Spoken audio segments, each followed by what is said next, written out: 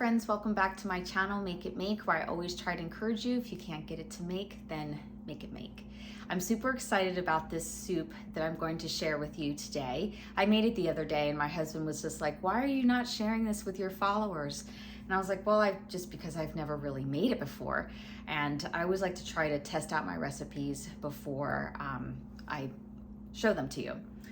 We are making venison soup. Now you can add any type of other meat that you want, but I do have to say that using venison just takes this soup to a whole other level as far as flavor. It just does. So yeah, the other thing is I don't necessarily have a recipe for the soup. I just sort of do it. And I want to take you along in that process. So I am very sorry that I don't have exact measurements, but I'm pretty sure you'll understand what I mean by throwing it in a pot. I'm going to take you through every step of the way. Anyway, let's get started. The first thing we're going to do is we're going to start browning our venison. I have venison packets here. I'm thinking maybe 2.5 pounds of venison. So I take 2 packets out is what I do.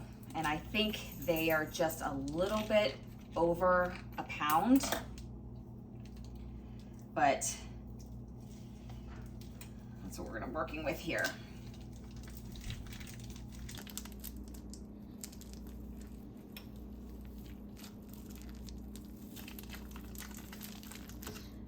I don't know, maybe it's starting to look like 3 pounds of meat here. Either way, as we are making this soup, we are going to be using our canner, our water bath canner, to assemble the soup. So that's about the size of a stock pot you'll need. So while our ground beef is browning, I have my cutting table and I'm gonna chop up a couple things for the soup. The first thing I'm gonna chop up is some celery. And I'm gonna take about, let's see here, 1, 2, 3, yeah, let's say four large pieces of celery. All right, once your celery is nice, cleaned, and washed off, you just want to start cutting it. I often get proud of myself when I make homemade soups because I grew up not knowing how to cook anything. I learned everything on my own. So when I, can make food from scratch, it just always makes me feel good. It makes me feel like I have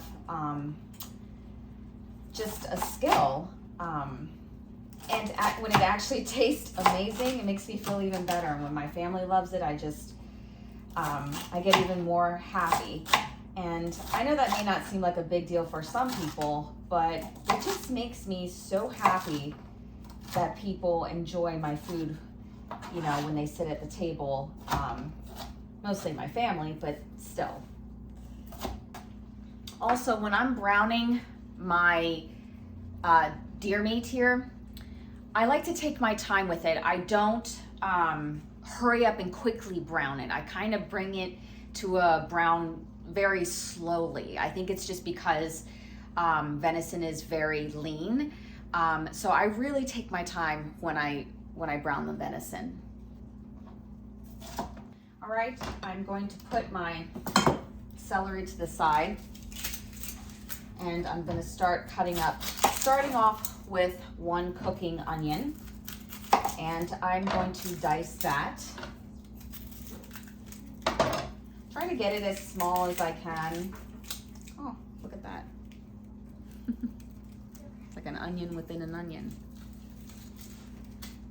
We'll start off with that, see what we have. Again, this is kind of like those recipes that I eyeball. I'm thinking that this onion should be enough, but we will see after we chop it all up. And again, we're gonna chop it up nice and fine if you can, or however you like your soups. You don't have to do it my way. You definitely want to make sure that when you're cooking this type of soup that you're thinking about how your family likes the soup, the flavorings, all that stuff. I'm just showing you how I do it. If you like to add different seasonings, or even if you want to add other things into the soup, by all means, go ahead. So I finished cutting up the onions. It's about like a little bit over a cup, maybe a cup and a fourth. This is about the consistency that you want it. Again, you don't have to do it my way. This is a very flexible recipe, so I mean, if you want to put in 2 onions, go ahead. This is about 1 medium onion. The next thing we're going to do is chop up some carrots, or if you have, if you buy a bag of the shredded carrots, that's fine. I'm just using what I have here. It's just regular baby carrots, which is kind of tedious when it comes to chopping them because I want my carrots to be thin. We're going to be sauteing these carrots along with the onions and the celery, so you kind of want them to be thin and not on the thicker side. And again, when it comes to the carrots, I'm just going to put in however much I feel like. Some people love a lot more carrots in their soups. You know, they feel like they can't have enough carrots in their soup. And then others feel like, just a little bit. So again, whatever you like, add as much as you want.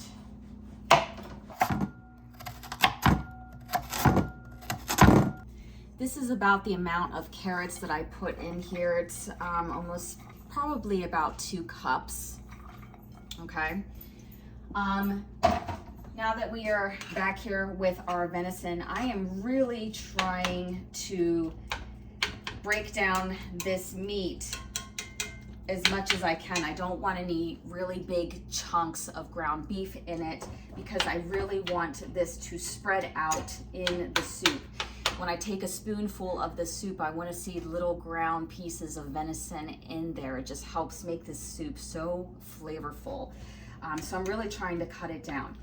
The other thing is I left this venison just the slightest bit on the pink side because number one, I'm cooking it in cast iron and it's going to continue to cook as I turn it off. The other thing is that we are going to be processing this as well. So I don't want meat that's going to be just super overdone and, you know, overcooked. Okay, now for the fun part, we're going to start assembling our soup. We're going to have about 2 tablespoons of butter. I think I'm going to add a little bit more butter. Now that our butter is all melted, we're going to add our onions.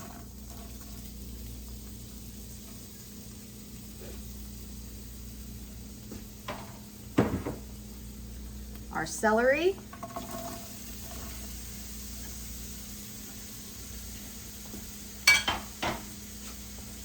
And carrots.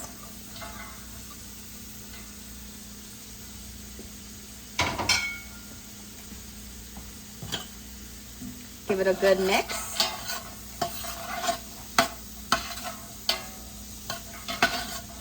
And I really want to take my time with this soup. This isn't anything that I want to rush.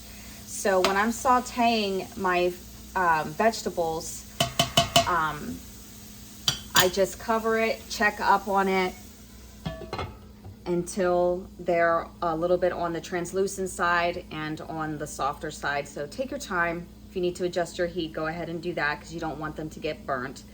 But take your time and just enjoy the cooking process.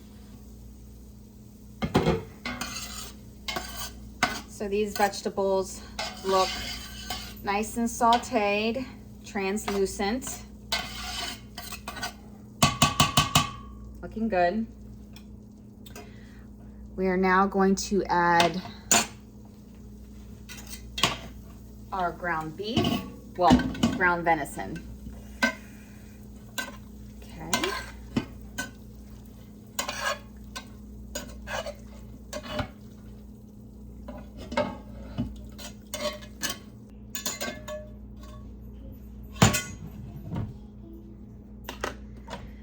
Okay.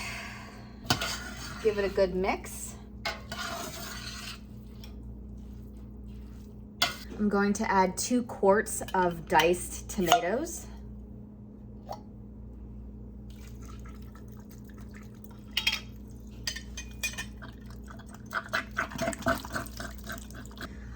Here's the second quart. I actually open kettled these tomatoes and I love them.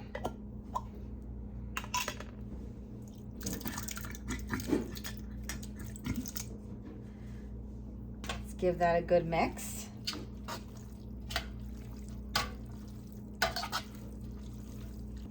All right, so I never really realized how much of a canning snob I was until I ran out of my own tomato sauce and I had to buy it at the store, or tomato puree. So unfortunately, I don't have any more. Oh, if you have it, definitely add it, because I mean, the stuff that you can at home tastes way better than anything from the store. So I am going to be adding 28 ounces of tomato puree. And once I add that, I'm gonna fill this back up again with water and dump it back in the stock pot.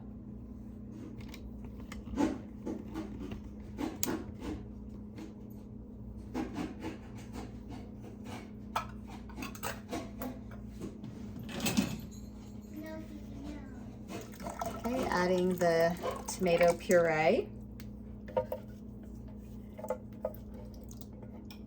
And I filled it back up with water. I'm gonna add that. Give it a good mix.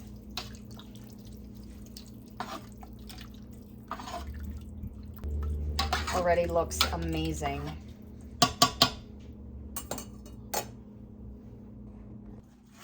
The next ingredient I'm going to be adding is cabbage. It's just kind of been my thing lately, is cabbage in a soup. It just brings so much flavor to the soups, and it tastes so good, and I just love it in a soup. So this is about a small cabbage, and I'm gonna do a rough chop. I don't need this to be fancy by any means, but just basically a rough chop of this cabbage.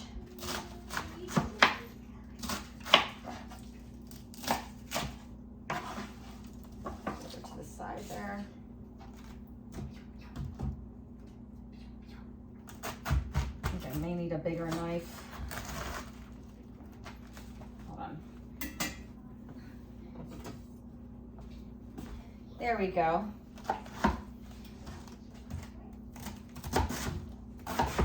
Much better.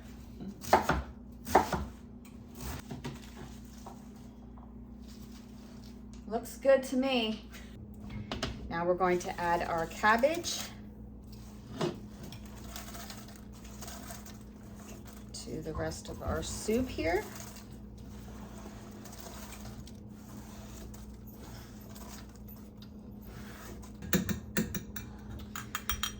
And I'm going to add 2 quarts of chicken broth. I just made some chicken broth yesterday and then put these guys in the fridge. There was no way I was gonna buy chicken broth from the store, so I was just like, no, I can't. I'm already putting in the tomatoes. I'm like, I just can't. I have to have fresh, chicken broth. You don't have to leave the fat from your chicken broth, but we need calories here in this house, so I leave it all in. Look at that. Looks delicious.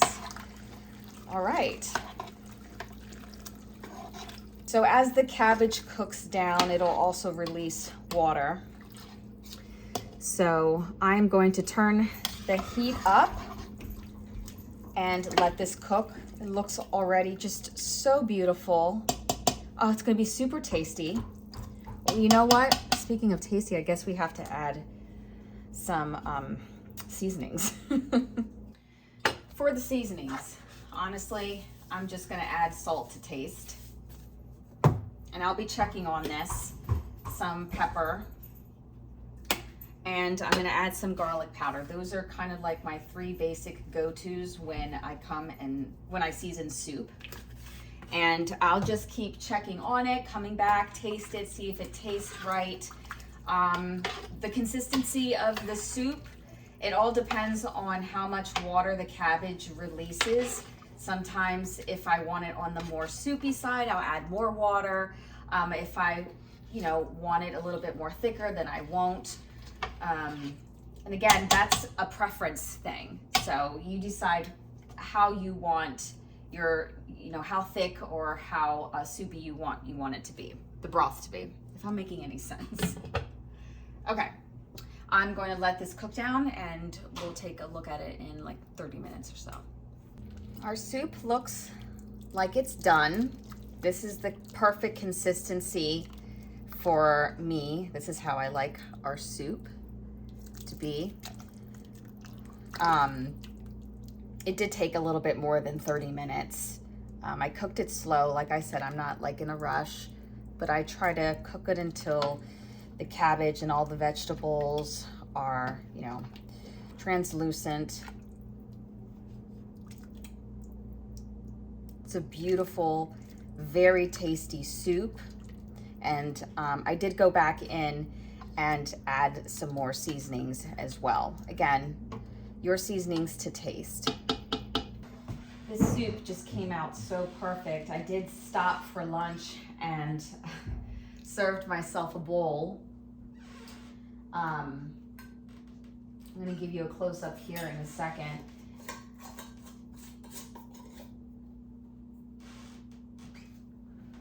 What it looks like. It is absolutely gorgeous on the shelf and it just tastes so, so good. Some people have a problem with eating deer and wild game. Like I have to remind myself that if somebody comes over and they have something to eat, that I have to tell them that it's venison, because some people just don't like that. They're like, no, I can't have that. And I guess I can understand that to a degree. It took me a while before I would eat venison myself, but I just think that we're so conditioned to think that there's only one or a couple different meats that are good and that sustain us. And now, my gosh, I prefer deer meat over beef any day. I'm trying to leave about 1 inch of head space. And of course, I always use a brand new lid for things that contain meat.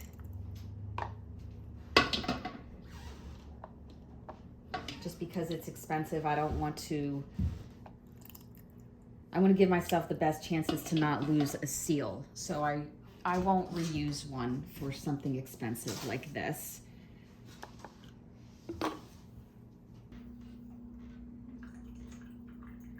All right. Well, this batch got me exactly 8 quarts. That's really good. Really good. Very pleased about that. So we are actually going to be water bathing this venison soup. But if you're not into that, for pints, it would be 75 minutes in a pressure canner. And for quarts, it would be 90 minutes at 10 pounds of pressure. I'm at 0 to 1,000 feet. So you may have to adjust your pressure depending on your altitude. But I'm completely fine with water bathing this for 3 hours. That's how I did my first batch. And that's what I'm gonna do. I'm not gonna start my timing until I reach until it reaches a rolling boil. Once it reaches a rolling boil, then I start my 3-hour timing. I do not cut on my timing. That's very important. So yeah, I'll just be doing that, keeping my eye on it for the next 3 hours. And then if it needs to be topped off, I just make sure that I heat up a kettle I keep it close by, and I make sure it is steaming hot, you know, that the whistle is blowing fully. That way, when I pour it in the water, it doesn't simmer down my rolling boil. I've done that a couple times in some of my past videos. I might show you again in this one, but yeah, as long as you're not pouring cold water into it, you should be fine.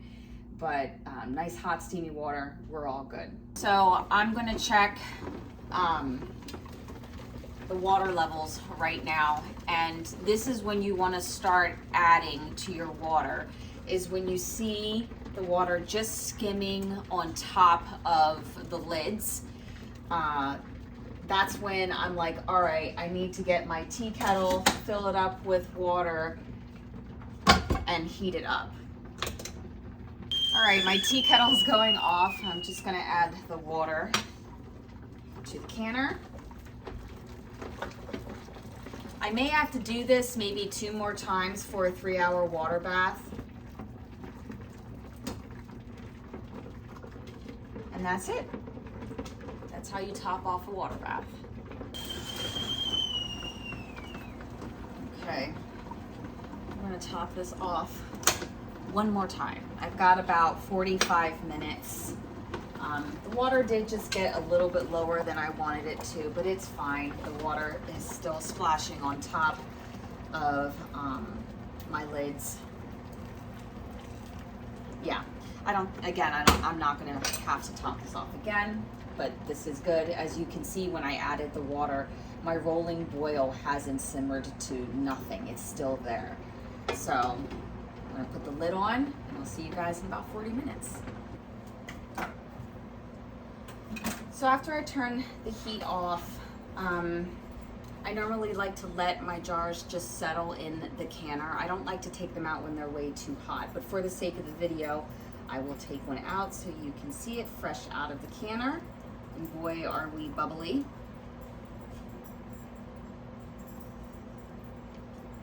Look how far we've come, guys. Seriously, look how far we've come.